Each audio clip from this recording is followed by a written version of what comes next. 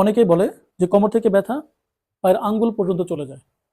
অনেকে বলেন যে ঝিনঝিন শিনশিন করে, এই যে এই মাংস পর্যন্ত এসে ঝিনঝিন করে, শিনশিন করে এবং অবশ অবশ ফিল হয়।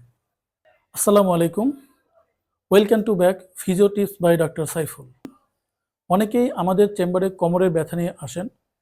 তাদের কমপ্লেন থাকে কোমর থেকে তাদের ব্যথা গোড়ালি অবধি চলে যায়, এবং অনেকেই বলে যে কোমর থেকে ব্যথা পায়ের আঙ্গুল পর্যন্ত চলে যায়। অনেকে বলেন যে ঝিনঝিন শিনশিন করে, এই যে এই মাংস পর্যন্ত এসে ঝিনঝিন করে, শিনশিন করে এবং অবশ অবশ ফিল হয়। যে সকল রোগীদের বা যে সকল ব্যক্তির এই ধরনের সমস্যার সম্মুখীন হচ্ছেন, তারা যদি এই ভিডিওটা সম্পূর্ণ দেখেন, তাহলে ঘরে বসেই আপনি ব্যাক পেইন বা কোমর ব্যথা ঠিক করতে পারবেন। আজকে আমি দেখাতে চলেছি 5টি গুরুত্বপূর্ণ এক্সারসাইজ। এই 5টি গুরুত্বপূর্ণ এক্সারসাইজ যদি আপনারা করেন, তাহলে কোমর ব্যথা নিজেরাই ঠিক করতে পারবেন বা অনেক কমে আসবে। চলুন দেখে নেই আমরা সেই 5টি এক্সারসাইজ।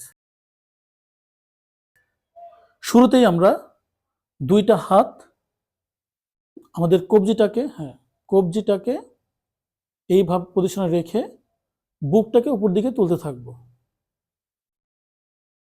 এবং আমাদের মাথা ঠিক এই অবধি থাকবে, মাথাটা এই সমান থাকবে। এই পজিশনে আপনি 10 বার করবেন। আবার উঠাও,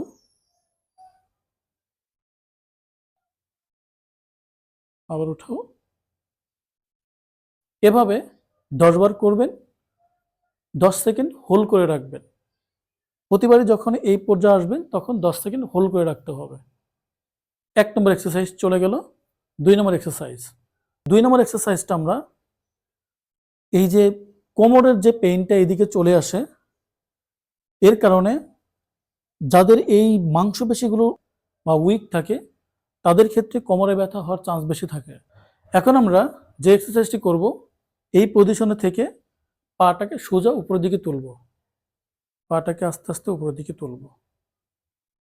এইখানে আমরা 10 সেকেন্ড হোল্ড করে রাখব। এই পজিশনে 10 সেকেন্ড হোল্ড করে রাখব। আবার নামিয়ে দিব, আবার উঠাবো।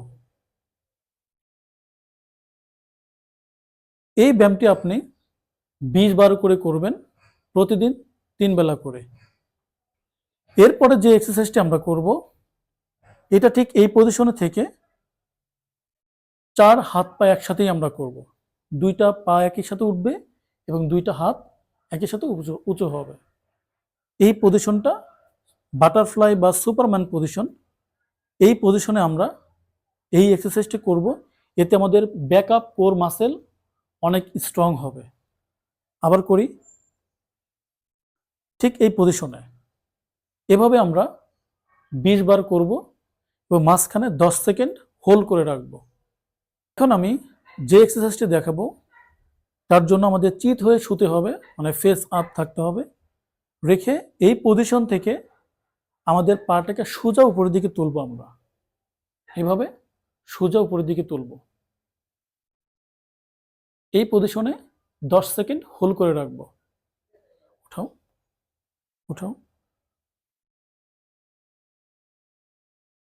এই পজিশনে 10 সেকেন্ড হোল্ড করে রাখবো। এই ব্যায়ামটি আমরা করব 20 বার, মোট 3 বেলা করে করব। এখন যে এক্সারসাইজটা আমরা করব, এটাকে বলা হয় নি টু চেস্ট বেন্ডিং। আমরা দেখাচ্ছি নি টু চেস্ট বেন্ডিং। হ্যাঁ, এইভাবে আপনি ঠিক এই পজিশনে থেকে আপনার নিটাকে বুকের দিকে নিয়ে যাবেন। আরেকবার করো, এবং এই জায়গায় 10 সেকেন্ড হোল্ড করে রাখবেন। এই এক্সারসাইজটা আপনি মোট 20 বার করবেন, দিনে 3 বেলা করে।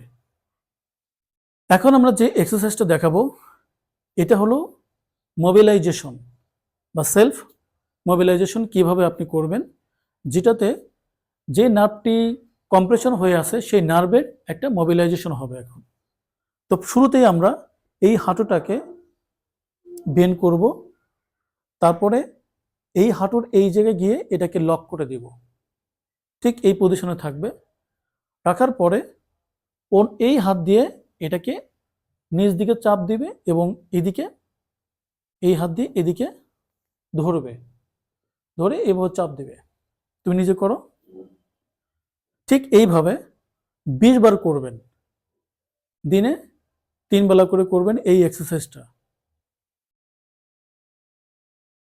প্রতিটি এক্সারসাইজ করার জন্য আপনার শ্বাস প্রশ্বাস অবশ্যই স্বাভাবিক রাখবেন। অনেকেই শ্বাস প্রশ্বাস বন্ধ রেখে এক্সারসাইজগুলো করেন, এতে নার্ভের উপরে প্রেশার পড়ে। তো আমরা যখন এই এক্সারসাইজগুলো করব, অবশ্যই আমাদের শ্বাস প্রশ্বাসগুলো ঠিকভাবে রাখব। এই ভিডিওটি যদি আপনাদের ভালো লাগে তাহলে অবশ্যই লাইক, কমেন্ট এবং সাবস্ক্রাইব করবেন এবং শেয়ার করে অপরকে জানিয়ে দিবেন। ধন্যবাদ সকলকে।